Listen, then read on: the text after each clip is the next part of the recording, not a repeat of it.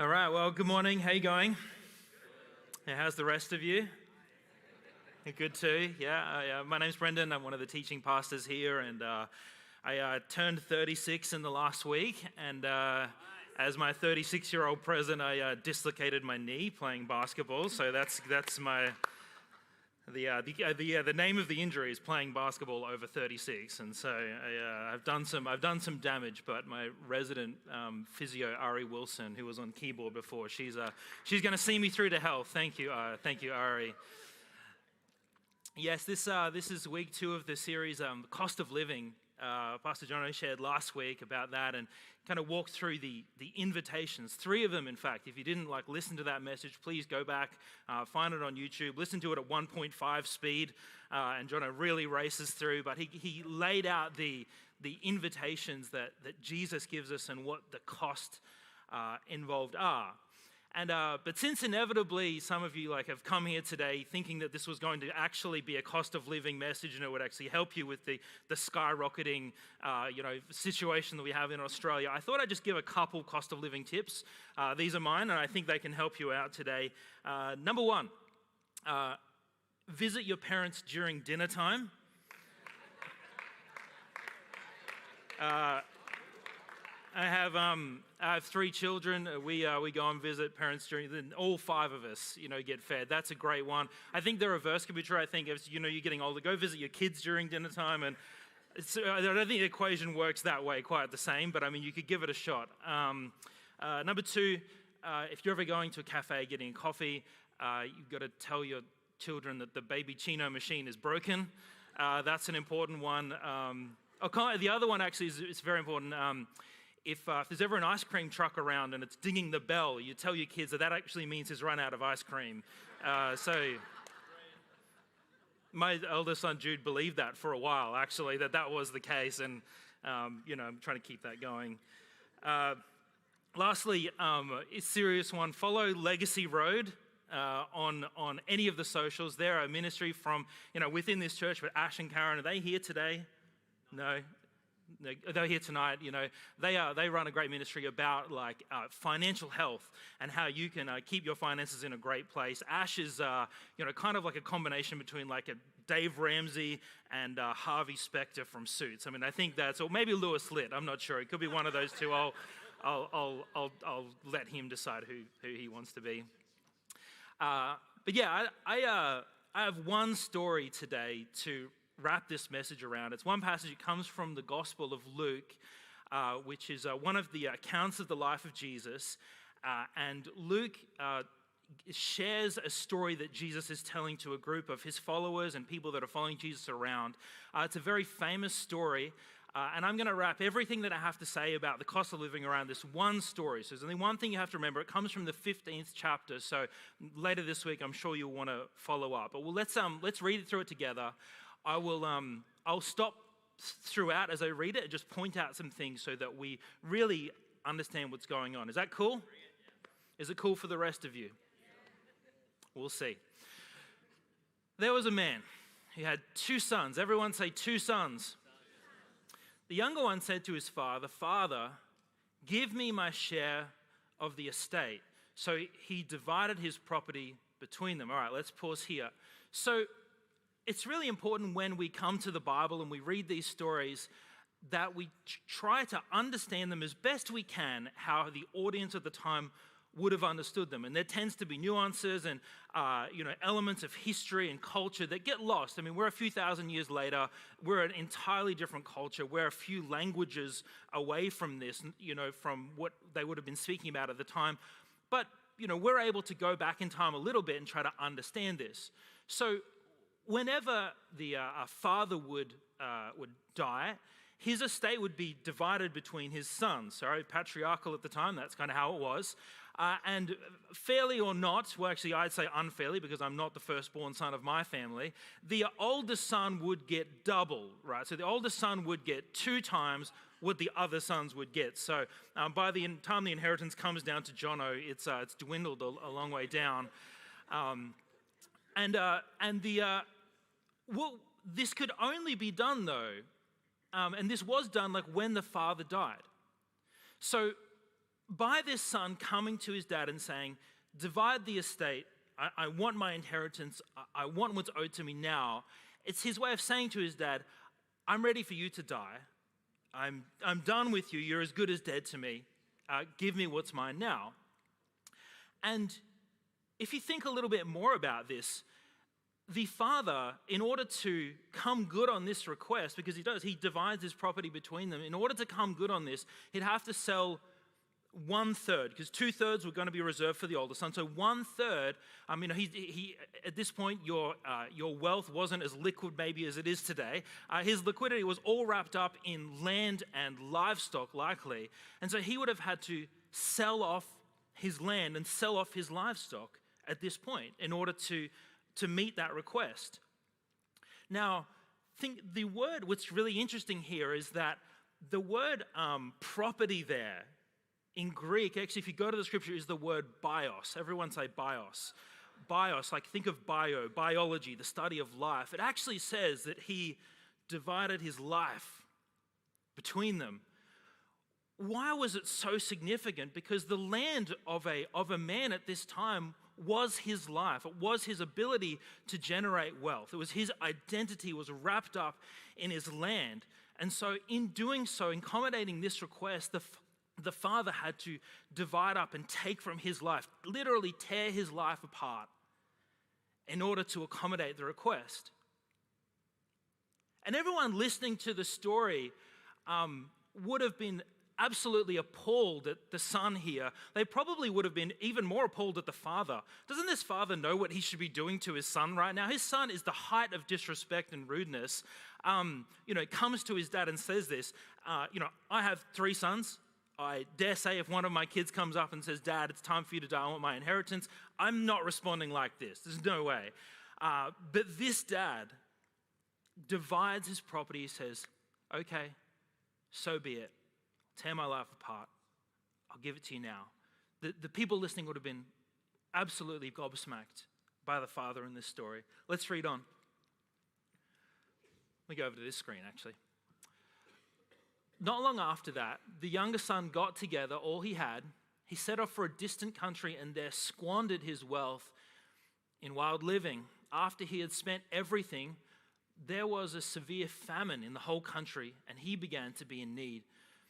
So he went and hired himself out to a citizen of that country who was sent him to his fields to feed pigs. Essentially, what the point they're getting across here, feeding pigs, pigs were in Jewish culture an unclean animal, a cursed animal, if you will. And so it was the story is about the son finding himself at the absolute lowest point you could imagine. It goes on, so he went, so he longed to fill his stomach with the pods the pigs were eating, but no one gave him anything. Next slide. When he came to his senses, he said, how many of my father's hired servants have food to spare, and here I am, starving to death? I will set out and go back to my father and say to him, Father, I've sinned against heaven and against you. I'm no longer worthy to be called your son. Make me like one of your hired servants. So he got up and went to his father. Next one. But while he was still a long way off, his father saw him, was filled with compassion him, and he ran to his son, threw his arms around and kissed him. The son said to the father, Father, I've sinned against heaven and against you. I'm no longer worthy to be called your son. Let's keep going. But the father said to his servants, quick, bring the best robe, put it on him, put a ring on his finger and sandals on his feet. Bring the fatted calf and kill it. Let's have a feast and celebrate, for this son of mine was dead and is alive again. He was lost and he is found. So they began to celebrate. Incredible story, because you think about the response of the father here.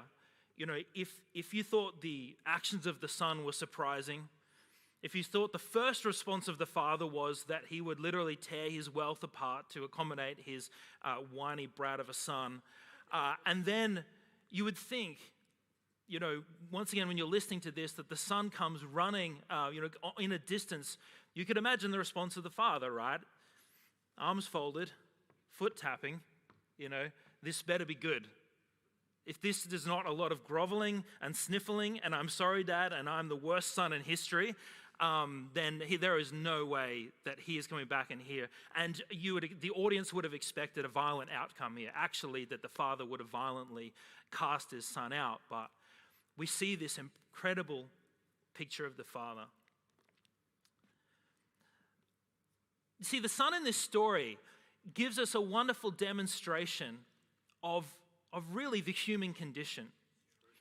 Humanity and humans, corporately and individually, since the start of time, have always had this innate desire to self-define and self-determine. To self-define, to decide, I want to be who I want to be. To self-determine, I will decide what I want to do. And this son here no longer wanted to live under the roof of his father, to be defined by his father, and wanted to escape. And he said, you're dead to me. Ironically, he wants the blessings of his father without having to keep the identity or rule of his father, right? That can you imagine? He could have just left, but he actually wanted all the blessing that his father had, and still to desert him.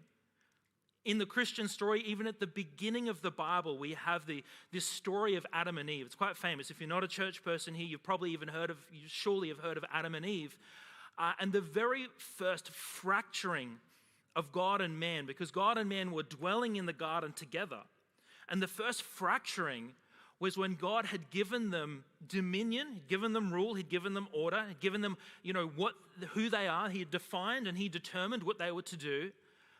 And then the snake, the serpent, this picture of Satan, is how we interpret that, the enemy, comes and says, did God really say that? Did God really say that you can't eat from that tree?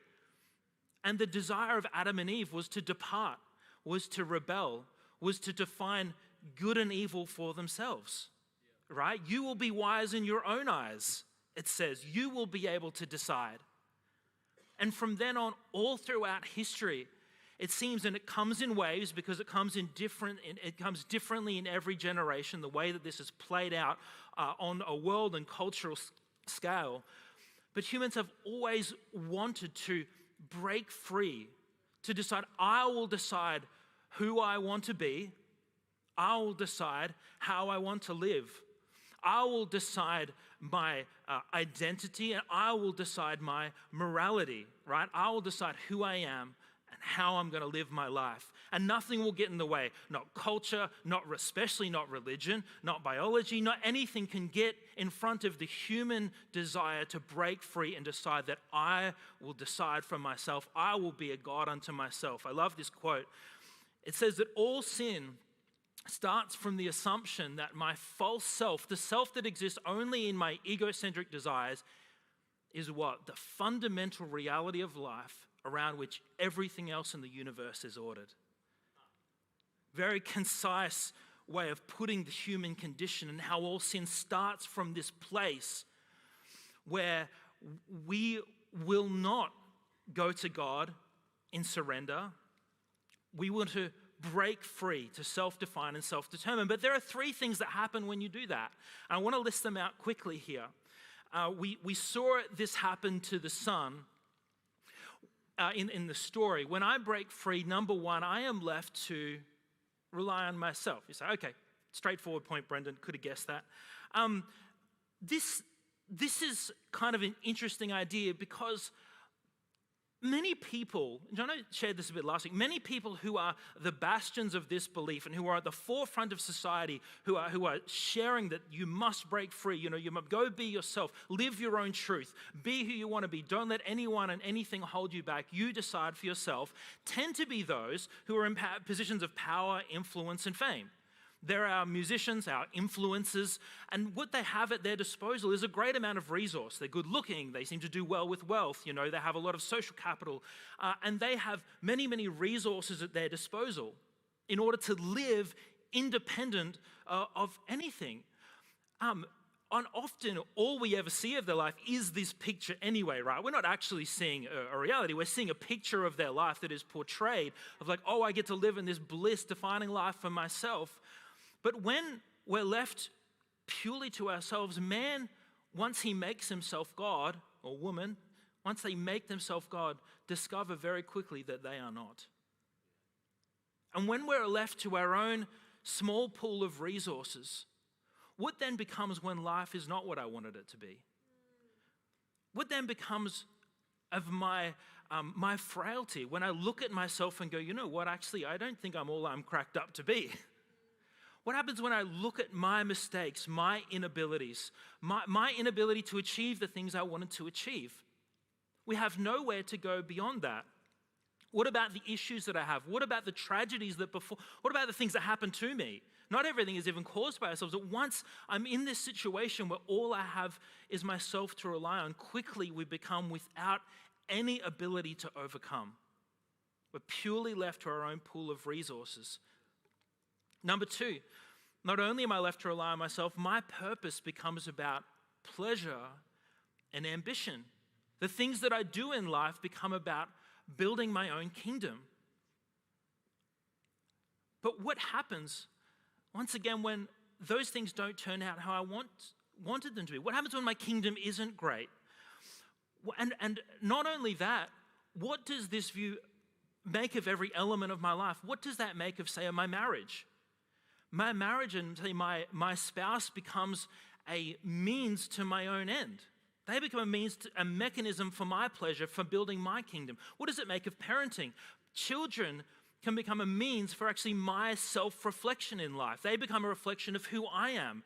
And we place that burden on our children to prop us up in the building of my own kingdom. What does that make of money? Money is a means to my end. What does it make to my career? It's something I'm building for myself. And then, what happens when those things don't play out in a great way? What happens if my marriage is hard? What happens when my partner is tough to deal with, right? They're not contributing to my happiness. What happens what happens if they're sick? Tough to do. What happens when my career is hard work? What happens when my job, my family, my responsibilities are hard work? And I guarantee you that they are.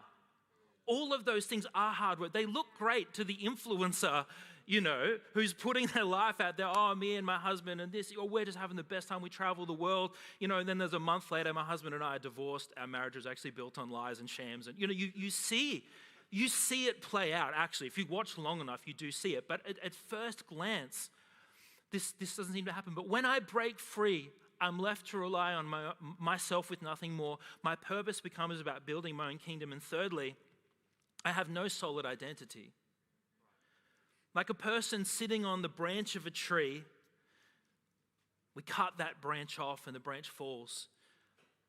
And when humanity thought that breaking free would allow them freedom, we become lost. Without the core identity of knowing who we are, what defines us, and to determine how we should live and what we should do, we absolutely become lost.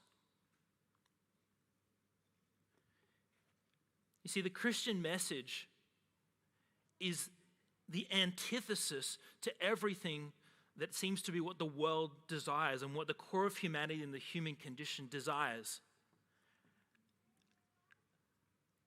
And what I'd love to do is I'd love to read a little further back into that story and show you what happens here to this son. Because this son was left in a land where it found famine, where he ran out of the resources that he had. He lost his sense of identity in life, and he was unable to build his own kingdom. He actually ran into all of these consequences of breaking free from the identity of what it means to be defined by his father. But here's the response. While he was a long way off, his father saw him, was filled with compassion, and ran to his son. Running. Have you ever run for a bus? You don't, do you? You don't run for a bus. If I see a bus, I'm just like, whoop, I wasn't going to get that one anyway. I'll wait for the next one. Because running in public, once you're over 18, is that about right? Like running in public is just not a thing. Unless maybe Jono does it like down at Mooloolaba and his shirt off. Do you ever do it? No, Stephen does that. Jono goes out in the bush, well away from prying eyes, and he can do his thing there. It was no different. In fact, it was probably worse at this time because his father would have been wearing a robe and he'd have to kind of hoik up the garments and go running for his son. It was not the done thing. It is completely undignified, especially considering what the son had done to his father. He runs to him, threw his arms around him and kissed him. And here the son's got his prepared speech. He'd already been through it. I'm going to go to my dad. I'm going to become one of his hired servants. I'm going to tell him I've sinned against heaven. The son says, Father, I've sinned against heaven and against you. I'm no longer worthy to be called your son. The son did something unthinkable. He surrendered. He surrendered. And then what does the father do here? The father said to his servants, quick, bring the best robe. The robe and the sandals, they're significant. The robe speaks of covering. The robe would have been a symbol of honor and status bestowed back upon him by the father. And then the ring's not a small detail. The ring would have been a signet ring. So at the time, if you were doing the bidding of your family, you didn't sign with a signature, you might use wax and you may press with the ring to bestow and have the authority of your family. And the ring was a sign of authority. He gives his son the robe, covers him with status. It gives him a ring and places him back with authority, with sandals on his feet, and bring the fattened calf. The fattened calf is a reference. It's not. He didn't just say get the fat one. The fattened calf is a proper noun, should I say, not an adjective. I've got those wrong. Sorry, Alison. She taught me English in high school at some point, so she'll be ashamed now. Bring the fattened calf was a reserved sacrifice that was held only for the right time, for like a marriage or a particular feast. It was waiting there for such a day. And the father, I'd love to think that the father had it waiting there, And kill it, let's have a feast and celebrate, for the son of mine was dead and is alive again. He was lost and is found. What a wonderful set of descriptions to go from death to life, being lost to found. So they began to celebrate. The man did the unthinkable. He went home and surrendered to his father. What is the cost of living for God? What is the cost? The cost in the Christian message, once again, runs exactly opposite to what the world desires. The world desires to break free, to free ourselves, and we see the results of that freedom, and the Christian message is surrender. That I don't, what do you mean? I don't get to decide who I am? Afraid not. That's what it is. I don't get to decide everything that I'll do? Afraid not. It's not the case. When we surrender to God, we say, God, it is you who will tell me who I am, and it's you who will determine how I will live. That is the cost of living for God. It's absolute surrender. But in the same way that we looked at those three, that we are left to our own small pool of resources, that we want to inevitably build our own kingdom and live for pleasure and pleasure pursuit, and that we lose our identity. Let me tell you the three elements you gain by paying the surrender cost. Number one, I'm given all the blessings of God. Giving all the blessing. No longer when you find yourself in a place where you're like, I can't do this. I'm imperfect. I'm not built for this. I'm at the end of myself. When you get to the end of yourself, there is God's grace. There is His grace to empower you. When at the end of yourself as a parent, I just can't do. This is when we step into His grace and His empowerment, and we get to make these amazing trade-offs. We begin to trade off our fear for God's courage. We get to trade off our anxiety for His hope and His peace. We trade off our weakness for His strength. And we begin to live out of His pool of resources. That heaven is at your disposal. And I want to remind you here today that if you find yourself as God's son, God's daughter, you are never left to your tiny pool of resources, that you have the backing of heaven. You have a Father in heaven who did not drop the children at your house with a mistaken address. He put them there for you. You're not left in your situation by mistake. He has put you there and he has graced you for the situation you're in. The person sitting in your chair right now is given all of the blessings of heaven. His grace is for you. His strength is for you. That's worth a clap.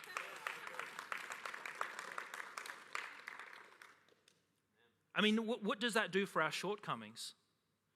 For our mistakes? And the things that happen to us? I talked about before, when you're left at this place, I mean, that's fine in the positive. What about these negative things? Where, like, my life has been ripped apart by my mistakes or someone else's. So this is when God's redemption comes into place, that God, his blessings are redemptive, that he can restore you, he can redeem you, he can take that which brought harm to you and bring it about so that he can bring healing to you, and then you can step in and bring healing to others. Your story does not end with you, it starts with God. And starts with his empowerment and his redemption power working through you. Number 2, I'm given not only a purpose just for myself, I'm given a calling from heaven. When I surrender to God, not only am I given his resources, but everything in my life becomes calling, becomes his purpose. Once again, we talked to, like, say in marriage, for instance. I know not everyone is married, but it's a kind of a good example. And my marriage goes from being something that is a tool for my pleasure and my good life and building my own kingdom, to saying, no, this is a covenant before God, where God has entrusted this person to my care. Be it difficult, be it tough, God has given me this person to take care of this person, lay down your life for them. I mean, and conversely, the other way, both stand before God, husband and wife, and are given this responsibility to care and sacrifice to this other person. What about children? They go from being elements that build and reflect our own wonderful selves to God's calling. And he asks us to be faithful as parents, to care for them. Yes, even when it's difficult. What about your career, your job and your work? It goes from being something where I need to get all my self-actualization, my own fulfillment from something, and we put so much weight on career to be the actualization of our lives. Now it's God's calling to bring good into the world and blessing to others, right? And we join in God's purpose for the world, in redeeming the world through all of the actions we do. We're not confined to having a career that should look good and make money and make me seem like an interesting person at parties. We are called to bring good into the world, whether it's at work or at home or anywhere. We don't even have to distinguish between career and not. God has given you calling, all right? Some of us, once again, the same way that you need to be reminded that you are blessed and graced with all God's blessings. He has graced you for the calling ahead of you, that he has given you responsibilities. And what does he ask you to do? To build your own kingdom? No, he's asked you to be faithful. That servants be found faithful with what is given to us. And you might, what's just fascinating about that is that nowhere in that is like God given us some calling to pursue pleasure. But I have found, and many others, I believe, have found that true happiness and true joy is found in embracing the calling and the responsibilities that God gives us and working for those. It's not always fun, but I believe that's where true joy comes from. And thirdly, I'm given a new identity. 2 Corinthians 5:17 says, therefore, if anyone is in Christ, he is the new creation has come. The old is gone and the new is here, that you can be made new in him. I think so many of us can forget our identity. We can forget it. You might have been a church person for a long time right now, and were you to test these things, were you to test, have I allowed God to define who I am? Have I allowed God to determine the way that I'm going to, have I surrendered? Have I surrendered? I think in many ways it is this daily process of continually surrendering, that once we come to God, we do surrender, but more than that, it does become something, because you and I live in a world that wants to do anything but surrender. And we can be absolutely caught up in a constant movement away from this. And so continually coming before God, when I'm finding myself absolutely frustrated at this one thing, you can start to examine and say, why is it? Why is this incredibly frustrating to me? Could it be that I have some priorities backwards here? Could it be that I have absolutely seen this element of my life? And I'm being very general, but I hope you find something specific to apply this to.